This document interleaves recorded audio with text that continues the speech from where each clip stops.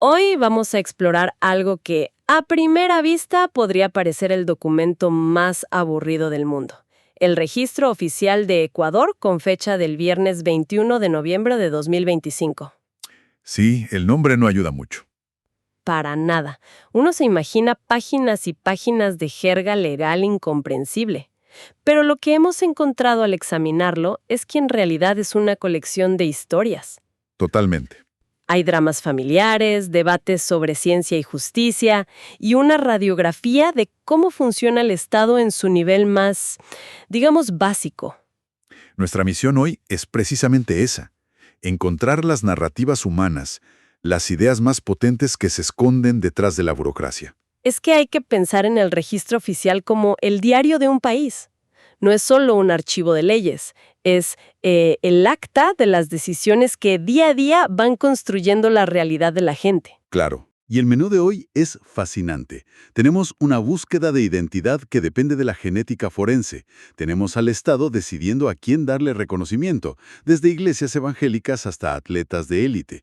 Y lo más intenso, yo creo, es que tenemos a la Corte Constitucional lidiando con errores judiciales que parecen, bueno, sacados de una serie de televisión. Es un viaje por las entrañas del sistema, sin duda. Exacto. Empecemos entonces por el caso que tiene más de drama humano. Se trata de Manuel Jesús Quisjaipi. Él presentó una demanda para que la justicia reconozca que su padre era José Rogerio Flores Cordero. Ajá. La particularidad es que lo hace post-mortem, o sea, después de que el señor Flores falleciera. Y para añadirle más peso, en vida, este hombre no solo se negó a reconocerlo, sino que, según los documentos, evitó sus responsabilidades. Uf. Es una lucha por el nombre, por la identidad, que trasciende la muerte. Y aquí es donde la ciencia se sienta en el banquillo de los acusados, o más bien de los testigos. El punto central de todo el caso es una prueba pericial del cromosoma Y. ¿Ok? Los herederos del señor Flores, la parte demandada, presentan un argumento muy astuto. Dicen, un momento, esa prueba no es concluyente. Sostienen que el examen del cromosoma Y solo puede probar un linaje paterno general. ¿Cómo es eso? Suena a un argumento casi de película, un intento desesperado por invalidar una prueba de ADN. ¿Tiene alguna base científica real esa objeción? ¿O solo estaban, intentando enturbiar las aguas? Fíjate que es una objeción muy inteligente y tiene una base técnica. El cromosoma Y se hereda casi sin cambios de padres a hijos varones.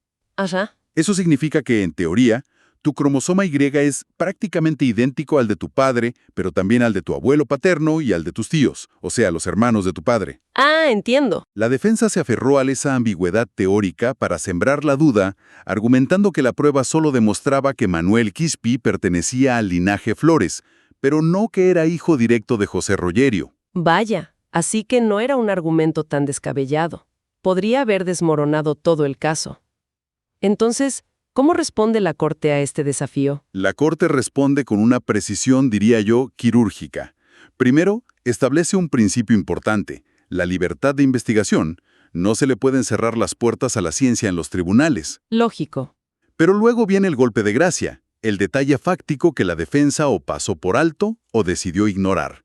La Corte aclara que la muestra de ADN con la que se comparó la de Manuel Quispi no se tomó de un hermano del fallecido, Ah. sino de uno de sus hijos ya reconocidos, Vicente Flores Cordero. Ah. Eso lo cambia todo. No es lo mismo comparar el ADN con el de un posible tío que con el de un hermano comprobado. La conexión se vuelve casi innegable. Exactamente. Ese detalle convierte una prueba de linaje en una prueba de filiación directa. Y la Corte aprovecha para conectar todo esto con un derecho constitucional que está por encima de todo: el derecho a la identidad, protegido por el artículo 66 de la Constitución de Ecuador. Claro.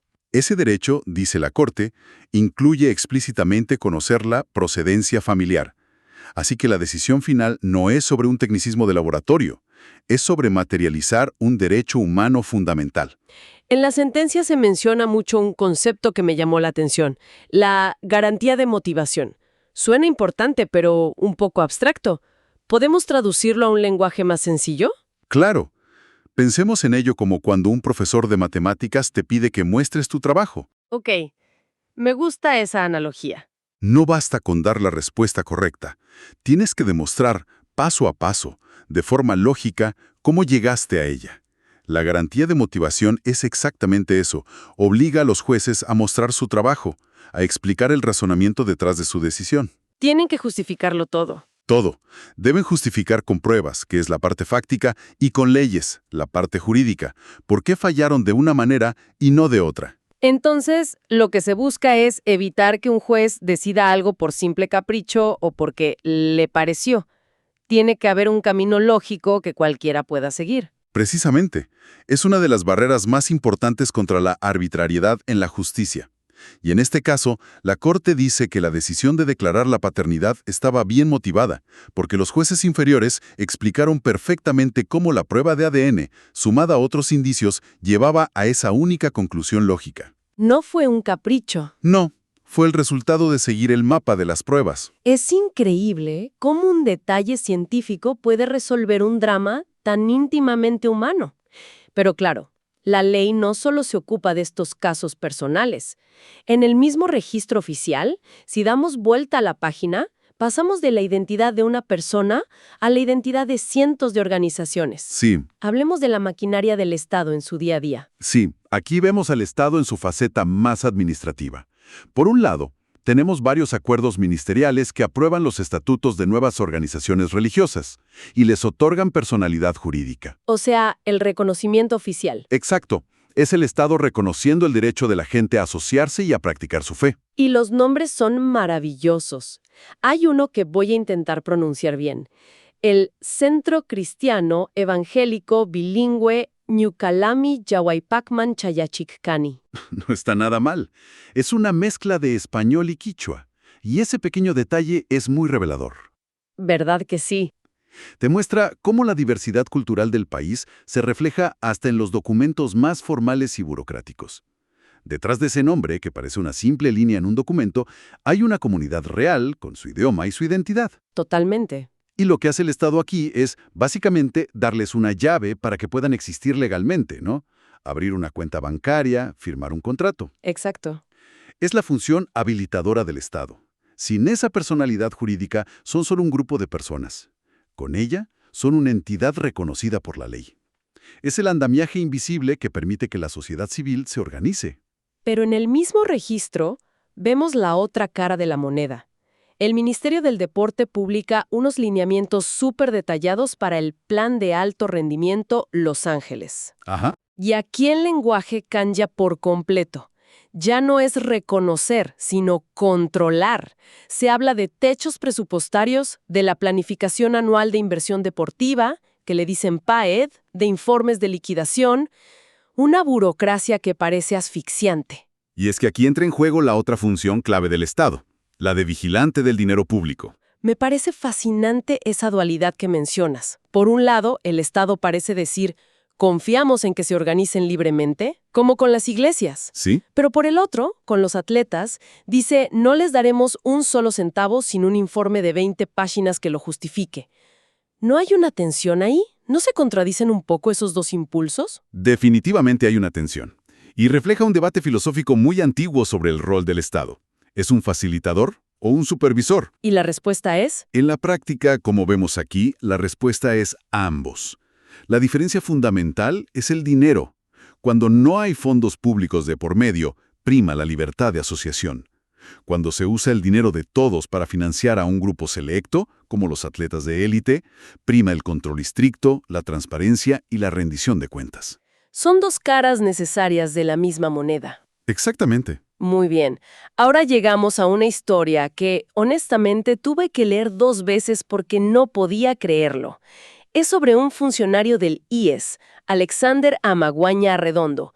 Él demanda a la institución por un despido, va a juicio y pierde. Fin de la historia, uno pensaría. Exacto. Fin de la historia, ¿verdad?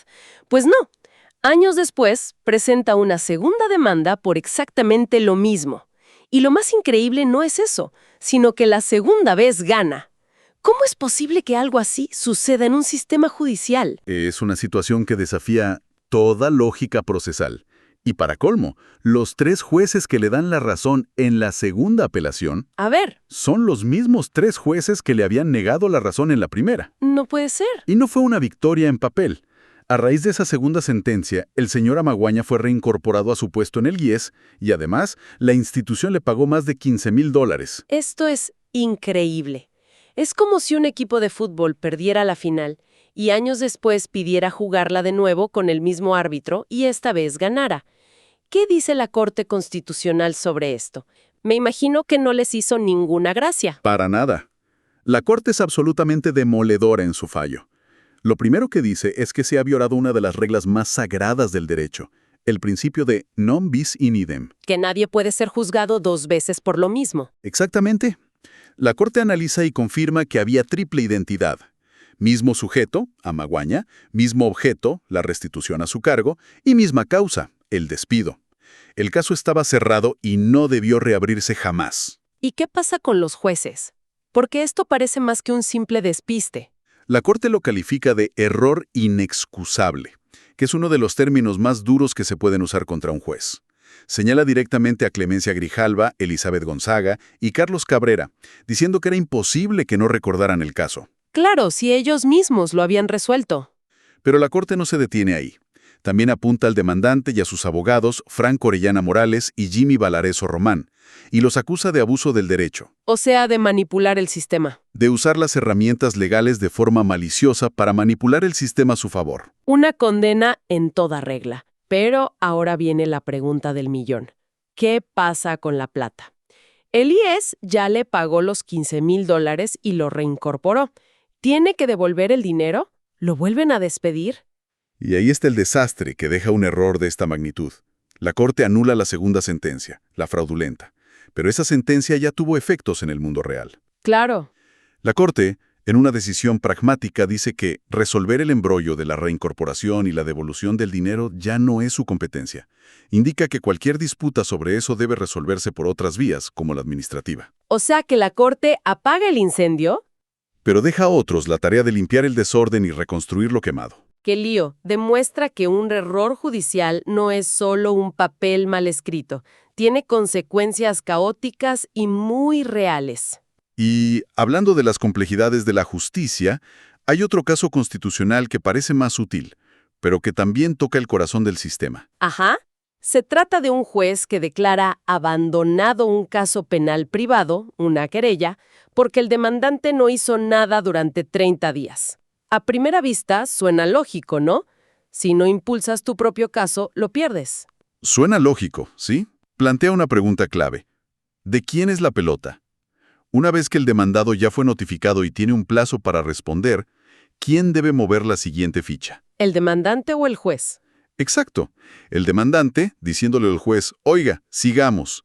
O el propio juez, que tiene el deber de hacer avanzar el proceso. ¿Y qué concluye la Corte? La mayoría de los jueces de la Corte tiene una postura muy clara. Se basan en el artículo 648 del Código Orgánico Integral Penal y dicen que, una vez que se cumple el plazo para que el demandado conteste, la responsabilidad de convocar a la siguiente etapa, la audiencia de prueba, es del juez. Ah, del juez. Sí. El sistema no debe depender de que la parte interesada le esté recordando al juez que tiene que hacer su trabajo. Por lo tanto, el abandono fue mal declarado. La inacción era del juzgado, no del demandante. Entiendo. Pero sé que esta decisión no fue unánime. Hubo un juez que no estuvo de acuerdo. Correcto. Y esto es lo que hace el derecho tan fascinante. Existe un voto salvado del juez José Luis Terán Suárez. Él presenta una opinión disidente muy bien argumentada. ¿Y qué dice él? Sostiene que, a diferencia de los casos penales públicos donde el Estado tiene interés, en las acciones privadas como esta, el único interesado es el creyente. Por lo tanto, la responsabilidad de impulsar el caso, de mostrar interés, debe ser siempre suya. Su argumento es que si no lo hace... Si no lo hace, razona él, demuestra que ya no le importa y el caso debe archivarse por abandono. O sea que ni los más altos jueces del país se ponen de acuerdo en algo tan fundamental como quién debe mover un proceso. Exacto. Y esa discrepancia no es una falla del sistema, sino una muestra de su complejidad. Nos revela que la ley no es una fórmula matemática con una única respuesta correcta. Es un campo de interpretación, de debate, donde dos visiones razonables pueden chocar. ¿Qué viaje hemos hecho hoy? Empezamos con la búsqueda de identidad de un hombre a través del ADN de su hermano, pasamos por la creación de iglesias, el financiamiento de atletas y terminamos en el corazón de la Corte Constitucional. viéndola corregir errores garrafales del propio sistema. Exacto. Lo que realmente me sorprende de todo esto es que uno piensa en la ley como un conjunto de reglas talladas en piedra. No. Pero lo que vimos hoy es que es más bien un organismo vivo. Sí. Un sistema que respira, que a veces se enferma con errores y abusos y que tiene mecanismos de autocorrección. Aunque a veces, como en el caso del juicio doble, esos mecanismos tarden años en activarse y dejen un desorden considerable a su paso. Y para terminar, quiero dejar una idea para la reflexión que encontré en una de las normativas más locales de hoy. La Ordenanza de Turismo del Cantón Pedro Vicente Maldonado. No es de la Corte Constitucional, pero es muy potente. A ver. La ordenanza establece obligaciones no solo para los hoteles o las agencias de viajes, sino también para los propios turistas. Y una de ellas es la obligación de denunciar cualquier conducta que implique la explotación sexual de niñas, niños y adolescentes en el contexto de viajes y turismo. Es una línea muy potente. Transforma al turista de un simple consumidor a un agente activo en la protección de la comunidad que visita. Exacto. Y nos deja con una pregunta final. ¿Hasta qué punto quienes viajan tienen una responsabilidad activa, casi ilegal, de no ser solo espectadores pasivos de un destino, sino también protectores de su entorno y de su gente más vulnerable? ¿Debería este tipo de corresponsabilidad convertirse en un estándar global en todas las regulaciones turísticas? Es una idea que cambia por completo lo que significa ser un turista.